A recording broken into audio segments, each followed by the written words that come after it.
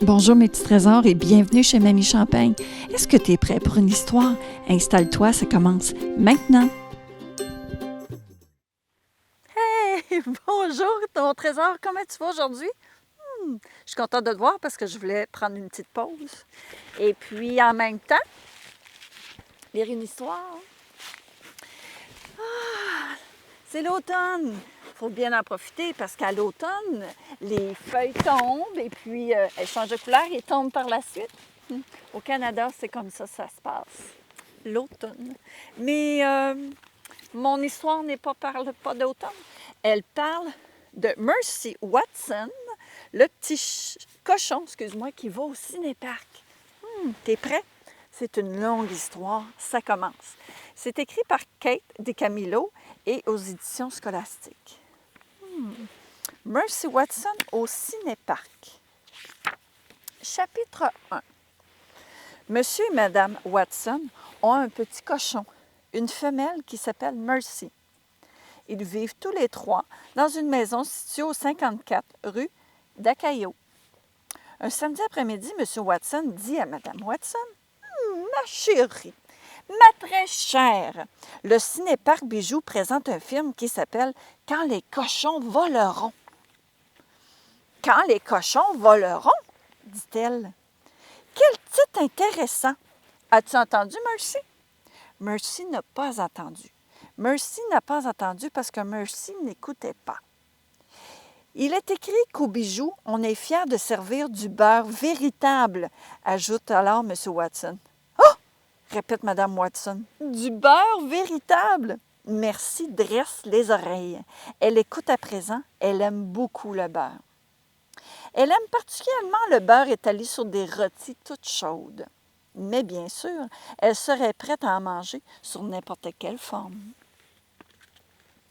« Oui, dit M. Watson au cinéparc Bijou, on est fiers de servir du maïs éclaté avec du beurre véritable dans des seaux sans fond. »« Sans fond? » demanda Mme Watson. « Sans fond, répondit M. Watson, c'est-à-dire que l'on peut en manger à volonté. »« Oh, à volonté! » lance Mme Watson. « Quel délicieux concept! » Mercy pense que l'expression « à volonté » est vraiment un délicieux concept. « Allons au cinéparc! » s'écrie M. Watson. « Oui, allons-y, dit Mme Watson. « Ring! » s'écrie Mercy. Chapitre 2. « Où allez-vous? » demanda Sorette Lincoln. « Nous allons au cinéparc, répond M. Watson. « Oh! » dit Sorette. « Quel film allez-vous voir? »« Un film qui s'intitule « Quand les cochons voleront », répond Mme Watson. « Est-ce un film romantique? » demande Sorette. « Est-ce qu'il parle d'amour? » « Eh bien, répond Mme Watson, je crois que c'est un film sur des cochons qui volent. »« Ne soyez pas ridicule, dit Eugenia Lincoln. Les cochons ne volent pas. C'est une figure de style. »« Qu'est-ce qu'une figure de style? » demanda M. Watson. Le titre de ce film est une figure de style qui veut dire l'impossible, explique Eugenia. Bon, dit Mme Watson, il en serait impossible d'arriver à temps si nous ne partons pas tout de suite. Voulez-vous vous joindre à nous? Oh, oui, lança Sorette Lincoln. Certainement pas, rétorqua Eugenia Lincoln. Oh, chère sœur, dit Sorette, je t'en prie, viens. Non, répond Eugenia. Mais elle monte malgré tout dans la voiture décapotable des Watson. Où allez-vous? S'écrie Stella. Nous allons au cinéparc, répond M. Watson. Quel genre de film allez-vous voir? Un film romantique, dit Sorette. Qui va être inspirant, ajoute Mme Watson. C'est une figure de style, crie Eugenia. Est-ce un film qui finit bien? Demanda Frank. Oh, probablement, dit Mme Watson. Est-ce qu'on peut venir avec vous? Demanda Stella. Plus on est, mieux que c'est, répond M. Watson. Chapitre 3. L'agent de police, Tim, n'est pas de ce service ce soir-là. Il est au cinéparc Bijou. Il est en compagnie de sa femme, Mme Tim. Ils sont dans la première rangée. N'est-ce pas agréable de ne pas avoir pendant une soirée la lourde responsabilité de protéger le monde contre les crimes? Demande l'agent Tim.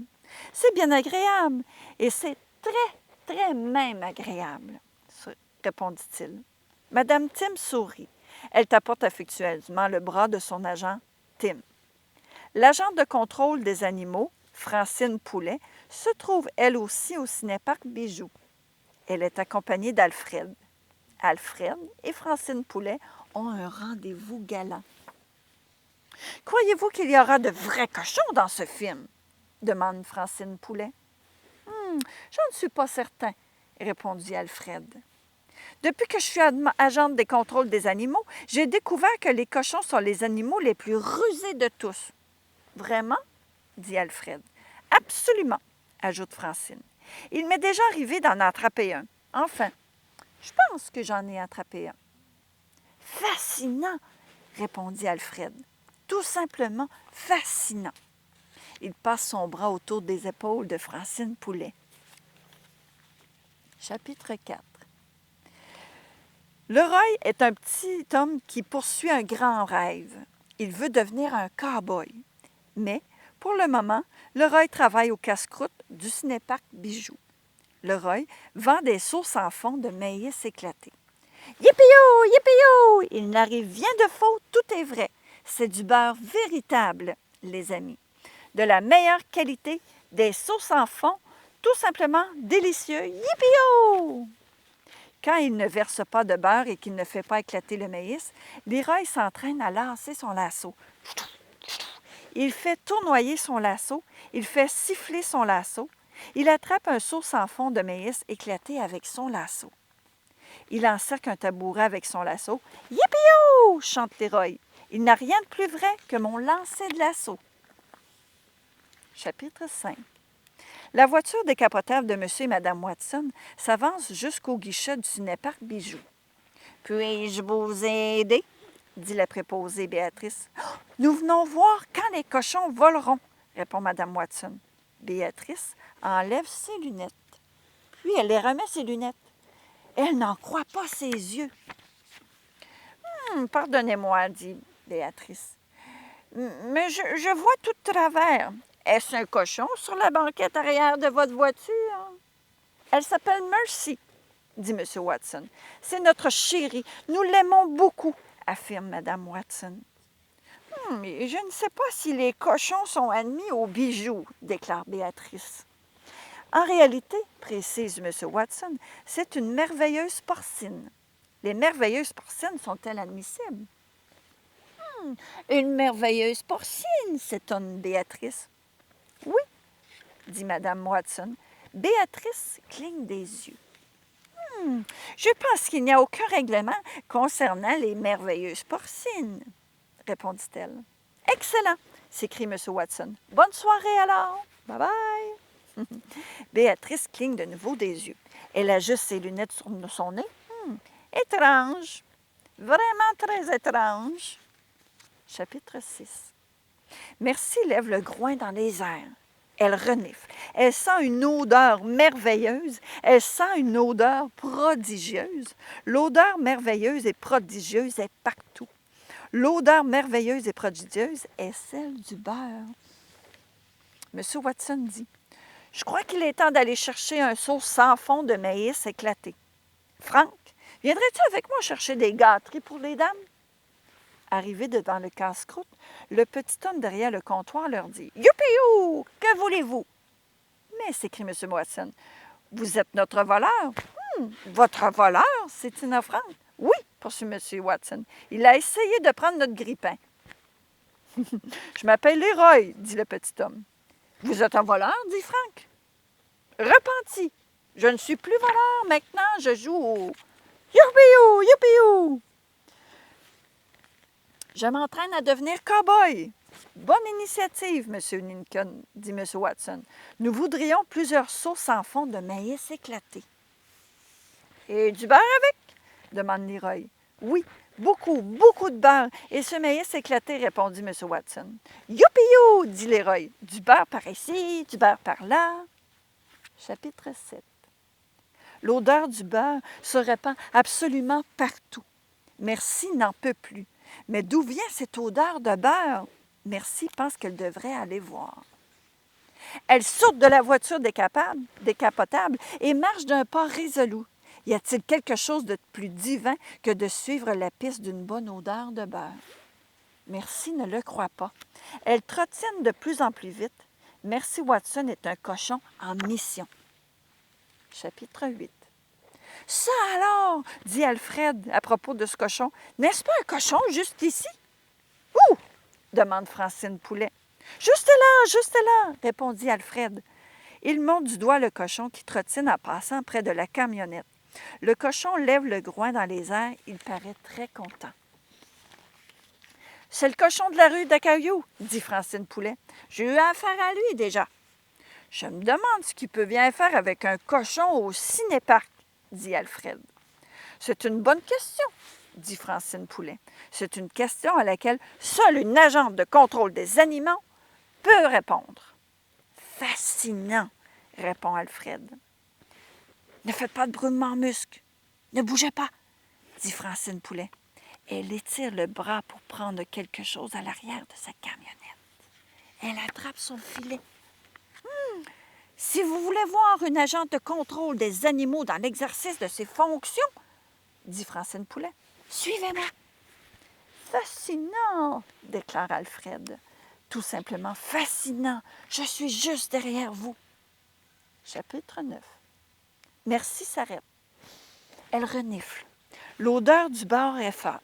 L'odeur du beurre vient d'un endroit très proche. L'odeur du beurre vient de la banquette arrière d'une voiture familiale. Merci passe la tête par la fenêtre et renifle encore.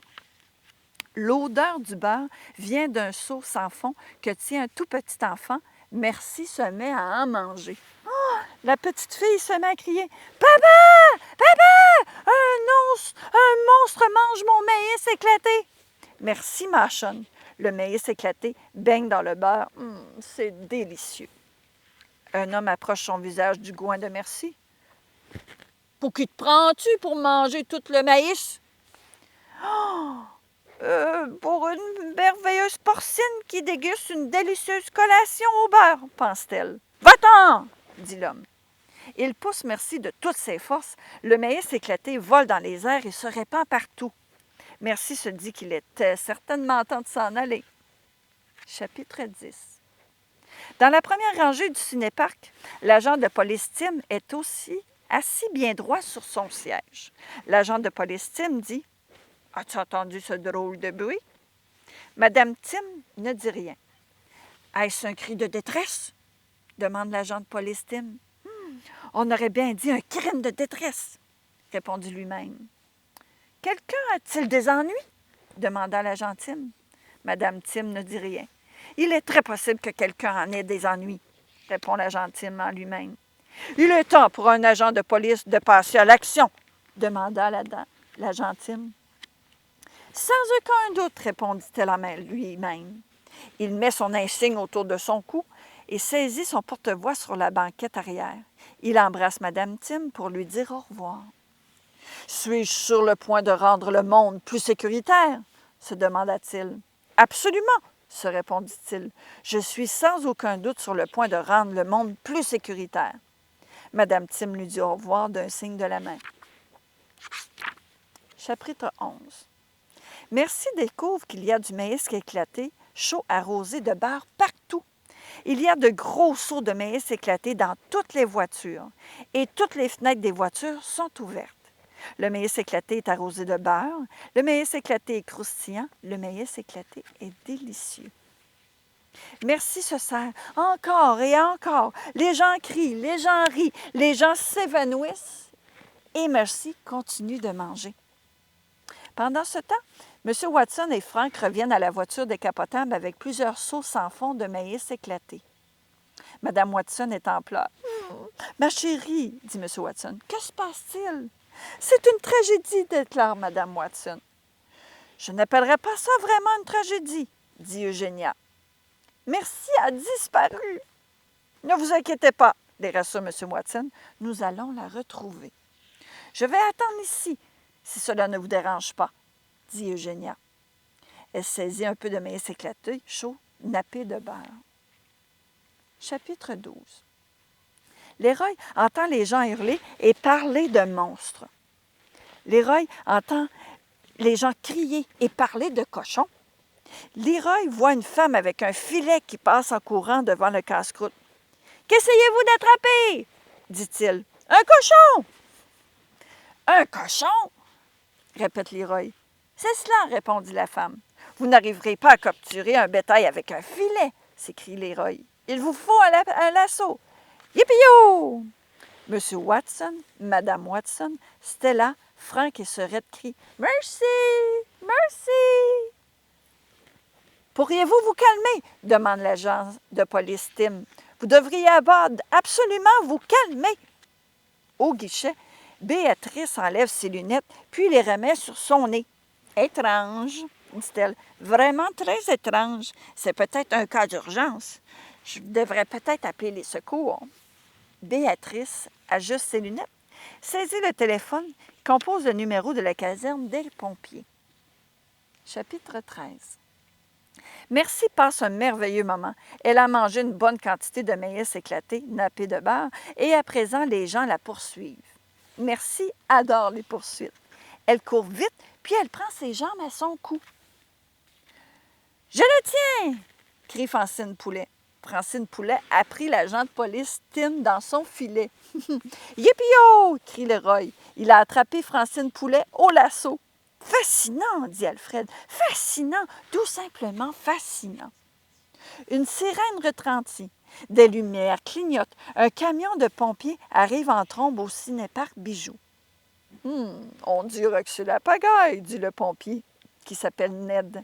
« Ce sont des films, » répondit le pompier qui s'appelle Lorenzo. « Cela rend les gens pas mal fous. » En réalité, dit un homme qui se tient près de Ned, je crois que c'est le cochon qui rend les gens fous. Grand Dieu! Je connais ce cochon. C'est le cochon de la roue des Caillots qui aime les rôtis. Je vous le dis, dit l'homme près de Ned. Ce spectacle est bien mieux que n'importe quel film. C'est fascinant, tout simplement fascinant. Je pense qu'il est temps pour nous de voler à leur secours, dit Ned le pompier. Nous devrions faire ce que les seuls pompiers savent faire, dit Lorenzo. Ned et Lorenzo se mirent à courir. Ned et Lorenzo courent très vite. Ned et Lorenzo attrapent Mercy. Alors, dit Ned, que dirais-tu de manger quelques petites rôtis, dit-il à Mercy. Oh! Oui, ajoute Lorenzo. Que dirais-tu de manger quelques rôtis nappés de beurre fondant? Merci, arrête de courir. Merci, s'assoit. Merci, réfléchis. L'idée de rôti au beurre, c'est alléchant. L'idée de rôti au beurre est toujours alléchant. Ned s'assoit à côté de Mercy, passe son bras autour d'elle. « Oh! » s'écrie Mme Watson. « Vous l'avez trouvé! Comment pouvons-nous remercier de nous avoir aidés à retrouver notre bien-aimé? » « Eh bien, répondit Ned, j'ai un peu faim. »« Des rôtis seraient une bonne idée, dit Lorenzo. »« Des rôtis? » dit Mme Watson. « Avec grand plaisir. Qui d'autre en voudra? » En fin de compte, nous n'avons pas vu le film, dit Stella. « Je me demande s'il finissait bien, dit Frank. »« Eh bien, dit Mme Watson, nous voilà tous réunis et nous mangeons tous des rôtis, ajoute Mme Watson. Je ne peux imaginer une plus belle fin que celle-ci, déclare Mme Watson. C'est la meilleure fin possible, renchérit Sir Lincoln. C'est presque comme une histoire d'amour. C'est une histoire d'amour, affirme M. Watson. Et c'est très inspirant, déclare Mme Watson. C'est terminé. Je te dis qu'il y en a qui ont bougé autour de Mercy. Hein? Le cochon par-ci, du popcorn par-là. Ça devait sentir bon aussi. Hein? J'espère que tu as aimé l'histoire. Moi aussi, j'ai adoré ça, te lire cette histoire-là. Est-ce que tu t'es abonné? Est-ce que tu as demandé à papa ou maman de s'abonner à la chaîne? Oublie pas la petite clochette. Ding, ding, pour entendre une prochaine histoire de Mamie Champagne. En parlant de prochaine histoire, qu'est-ce que tu dirais si on écoutait la petite chèvre turbulente? J'ai l'impression qu'elle aussi va bouger beaucoup. Hein? Je te souhaite une bonne journée. Amuse-toi bien. Va courir dehors. Va faire comme Mercy. Cours à droite, cours à gauche. Bye bye. Moi, je continue.